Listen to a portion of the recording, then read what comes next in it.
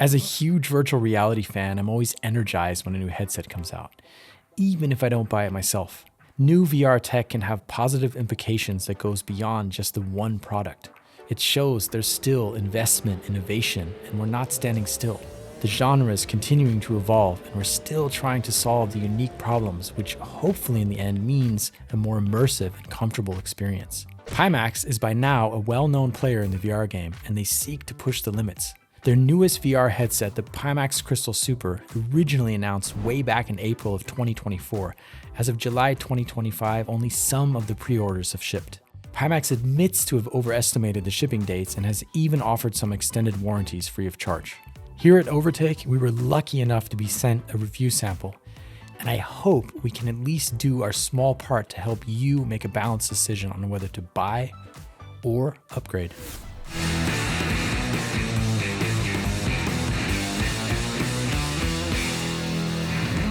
So what's new in the Pimax Crystal Super? Pimax is calling this the world's first Retina-level VR headset. Retina is a pretty loaded word because it was trademarked by Apple and has become synonymous with near perfect display tech. The Crystal Super does have an above average PPD of 50 or 57 depending on the version.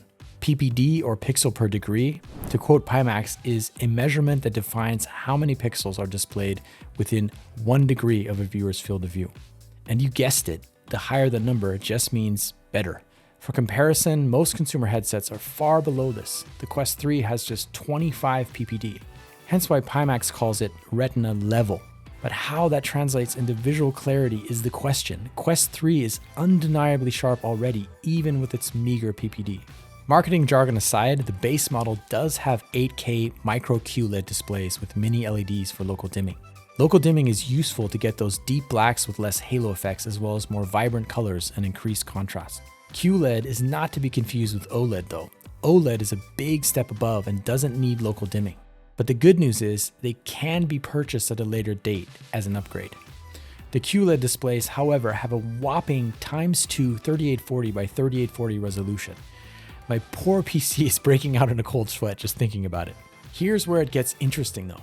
It's got a refresh rate of 72 and max 90 Hertz. Just 90 Hertz. I honestly thought that was an error or an omission, but nope, 90 is the max. This is where I'm left scratching my bald head.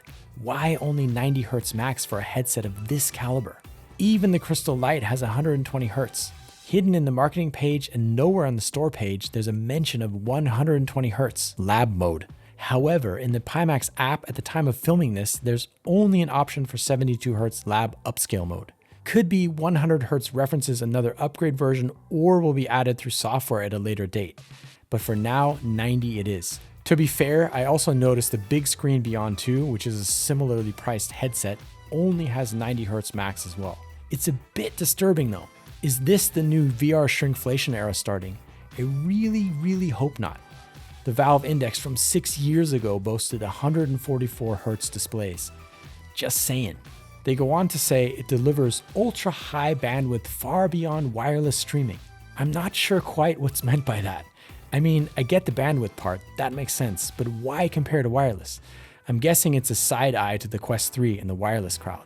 It's kind of like, hey, get a big fat heavy cord and tether yourself to a PC, you noob. Jokes aside, 32.4 gigabytes is impressive and should help with overall clarity and reduce latency. For PC specs, Pimax divides this into the standard 3 tiers: minimum requirement, recommended, and best experience. It's safe to say that at this resolution, the specs they want are on the very high to very high end. So I wouldn't expect miracles here on older PCs, sadly.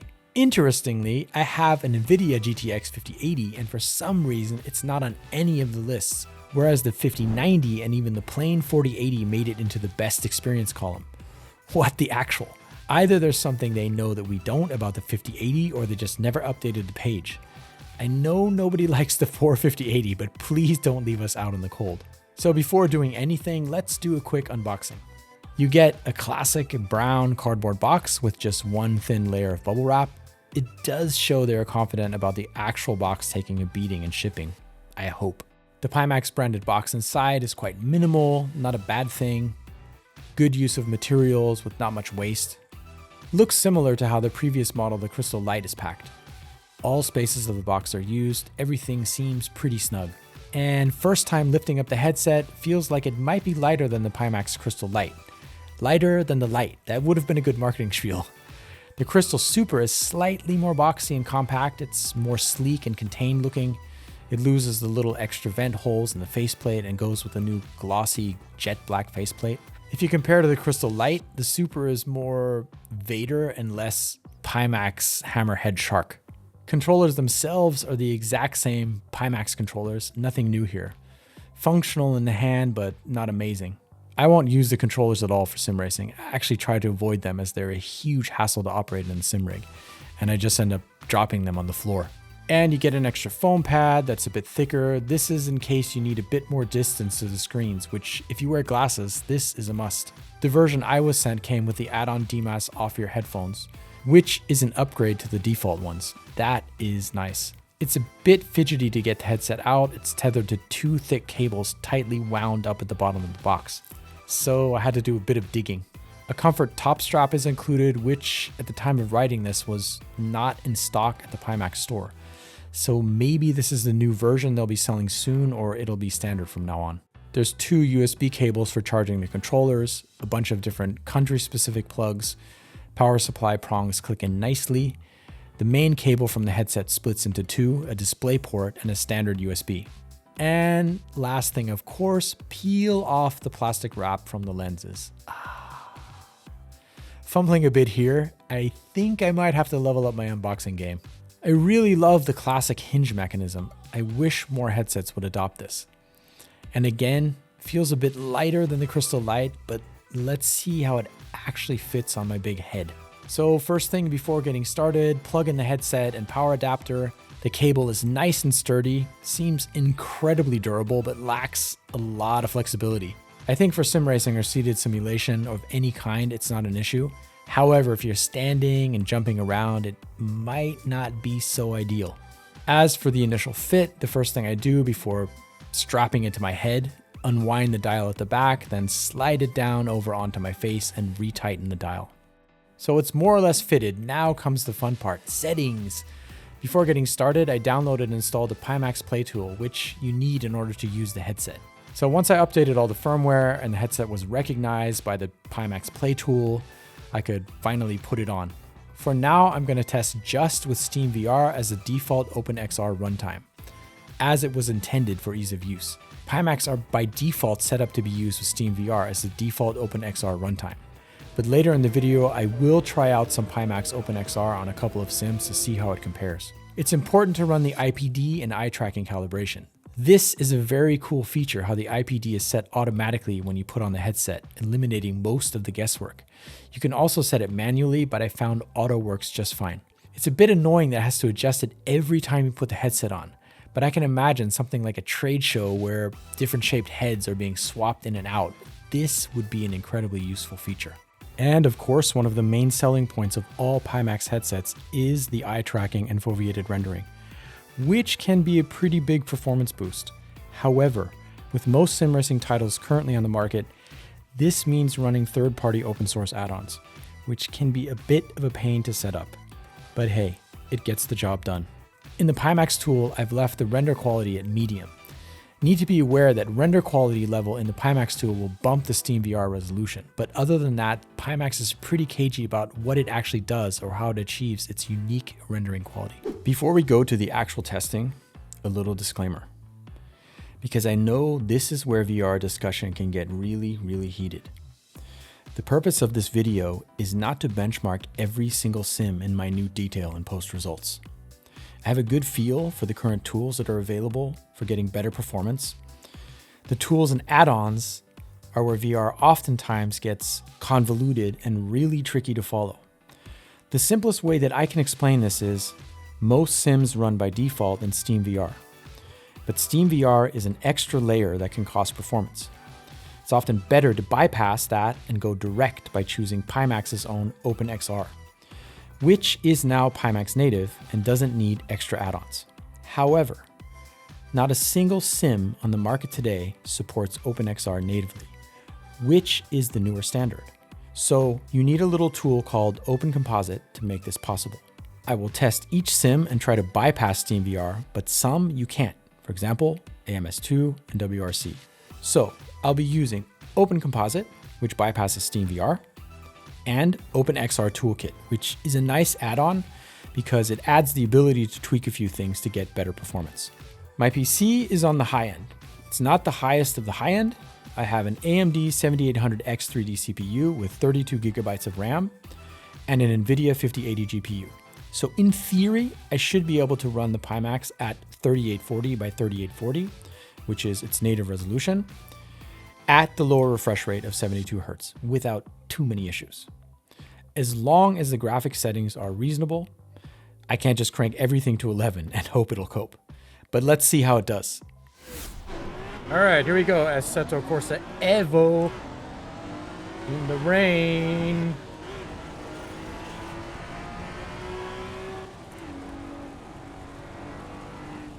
About 70 FPS, pretty close to that 72 that I need. I'll probably tweak things a little bit more to get that, but dropping down to 60 here. Heavy traffic.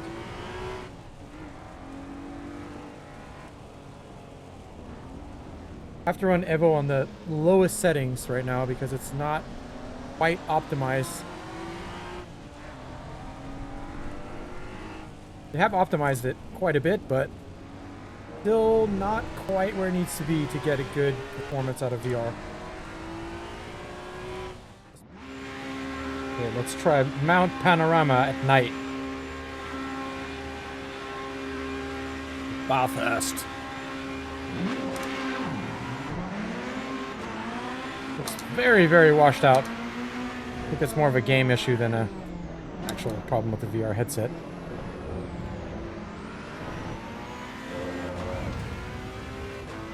Holding 70 right now. Pretty good.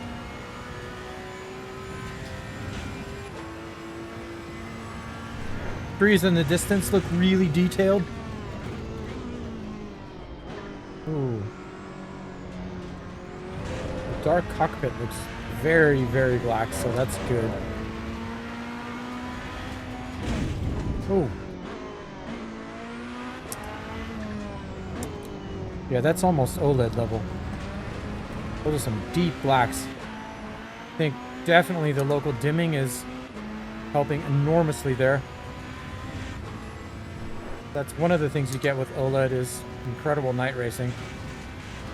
This transition looks really, really beautiful.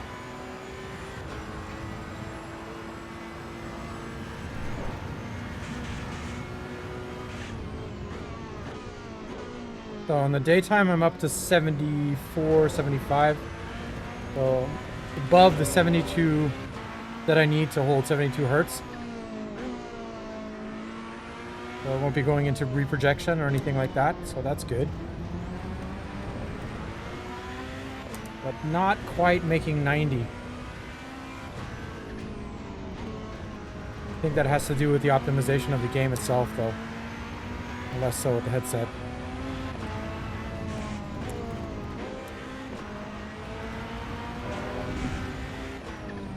Here, especially the field of view for getting up close to the walls, because it's so important to not brush the walls here at all. And that's something that's tricky to do in VR because you just can't see on the sides very well. And here you can. It gives you so much more confidence.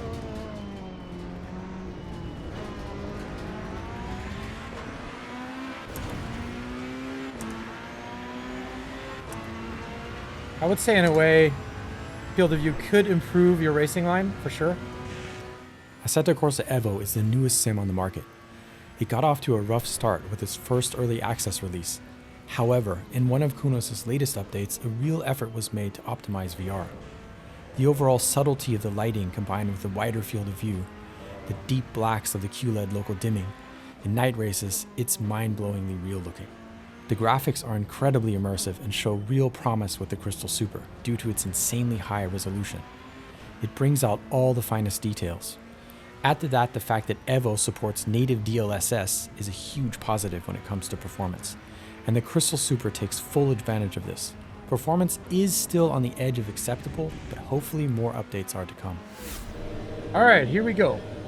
AMS2, the GOAT of VR. Or so they say. Not driving right now. It is my car driving in neutral, apparently. Doing the automated rolling start here at Daytona. See how that goes. Right now I'm getting 45 frames per second. That is not so great. Honestly, I would have expected much better than that. Would have thought that I could be locked at 90. I have settings pretty medium low. Shadow details pretty low. I have post effects on off and low. I kept God rays, but that's about it. So at night, of course, it's going to be more resource intensive. That's pretty normal. I still would have thought it would hold 90 at least. About 60 right now. A lot of cars close together, so the headlights are very expensive. Sun's coming up now. Let's see if the frame rate rockets up. And yep, it's going up. Already up to 80. I'm guessing that when those Omnis go out, the stadium lights, that the frame rate will jump up.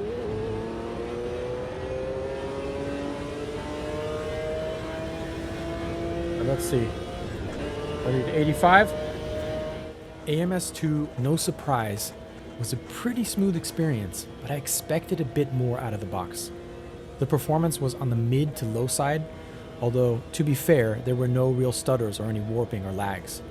The bar is probably really high here because Raiza has consistently delivered amazing VR optimization. So it might just be that at this resolution the Pimax Crystal Super is pushing, there's not much headroom to begin with. I'm not disappointed, but nor am I very impressed. All right, so Le Mans Ultimate. Here we go. I'm excited for this one. Even in the pit lane where everything's pretty heavy, I have a good frame rate. Not dipping below 90 at all, so huge positive already. And everything looks really, really sharp. Not seeing a lot of aliasing or anything weird. Sebring is a really heavy track, actually. It's quite deceptive. There's a lot going on. There's hundreds of campers. There's lighting. And you see a lot of objects in the distance, so yeah, everything is really crisp. Locked at 90, so no lags, no stutters. I'm by myself, so we'll see what happens when I go to race. Still locked at 90. Well, that's good. I have a lot of cars around me, so yeah, very nice. I can make out everything. The brake pads on the car next to me. Everything's very highly detailed. But I mean, at this resolution, it's no surprise. I'll jump right in the middle of traffic. I'm still locked at 90. That is impressive. What's incredible is that you can see the car next to you. The field of view is so wide in this headset. And this isn't even the wide headset, so these are things that I think on other VR headsets you're really missing out on, is this wide field of view.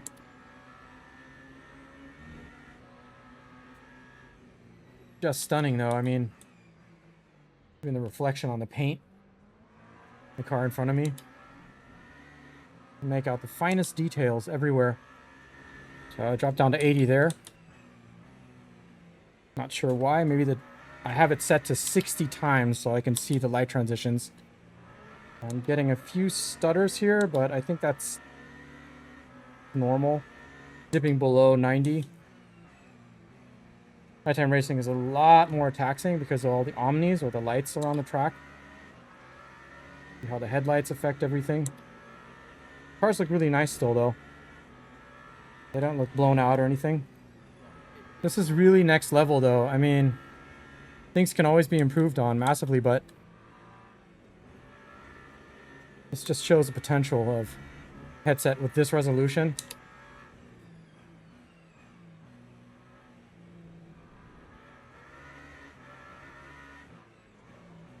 dropping into the 70s now in this area. This is a really heavy part of the track, it seems.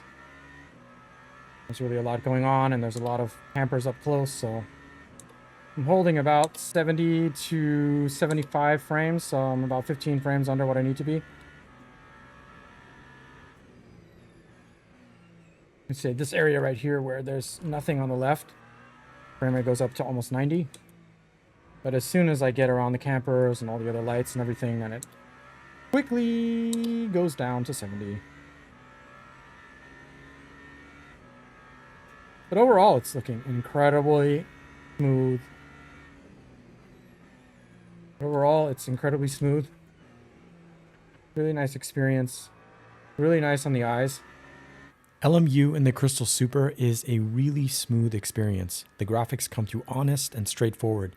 Everything is sharp, and performance is one of the best I've seen so far with this headset. If you don't know already, Pimax outright bought Studio 397, the game studio behind Le Mans Ultimate.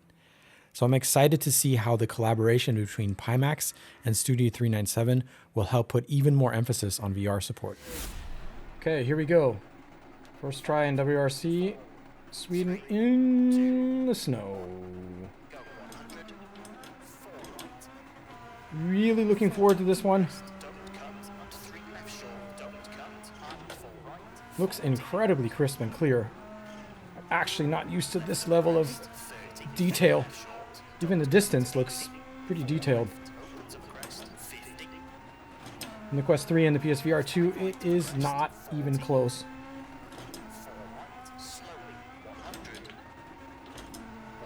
I'm running DLSS on performance, so it's not the highest setting.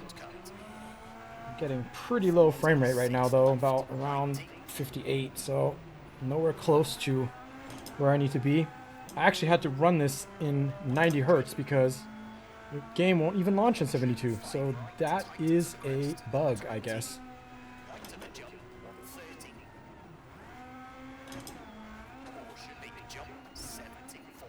Wow, this is so immersive. Quite a bit of chromatic aberration, though, if I really look at the edges of things, which is a bit sad for a headset of this price and quality.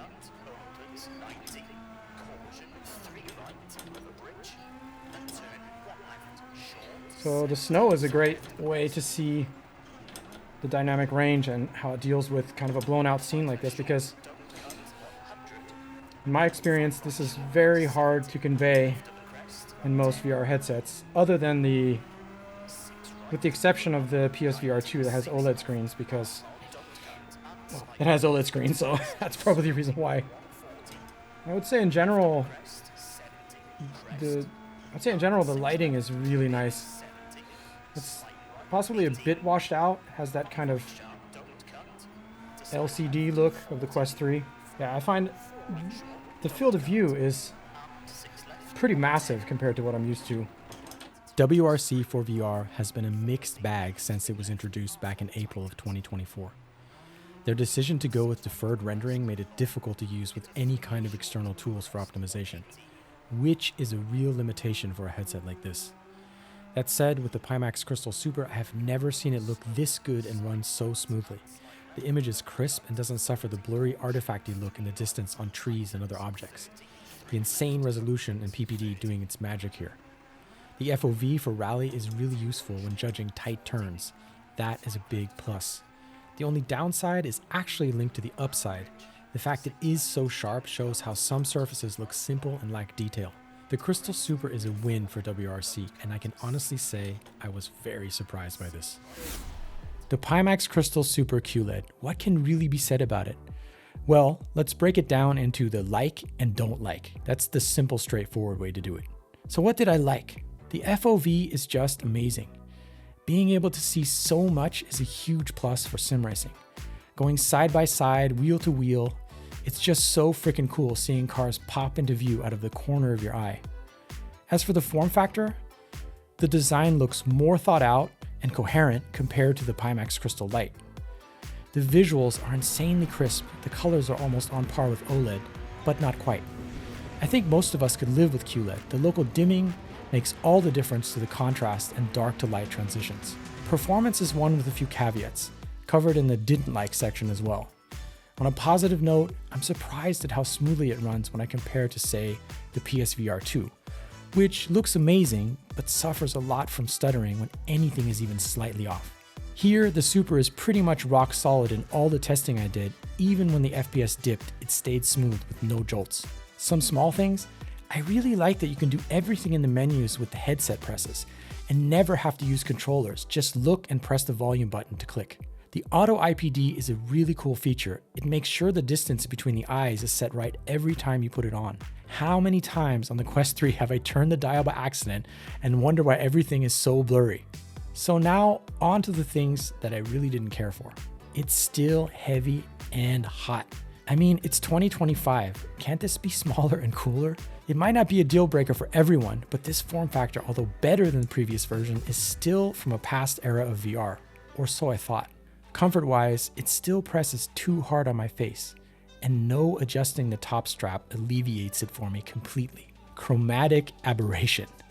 Yes, there is way too much of it. This has even been noted by other reviewers. You can get used to it and blend it out mostly, but it's a big ask for this price. Annoyingly, it goes out of the play area really easily. I set the headset on my lap for 2 seconds to type something and have to reset the play area, which closes the game immediately.